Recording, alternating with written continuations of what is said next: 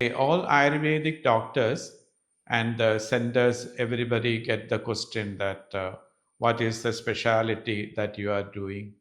And so there is a very complicated question according to Ayurvedic perspective.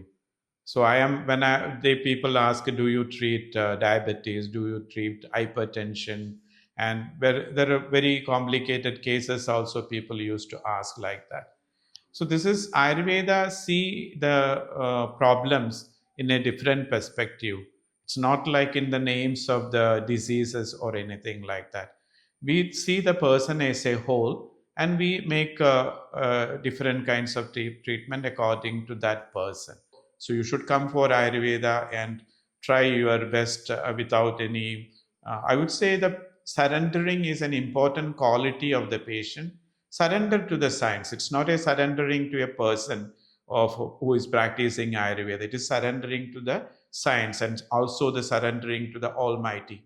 So when you are going through with that sort of belief, that sort of trust, Ayurveda is will be really be able to help.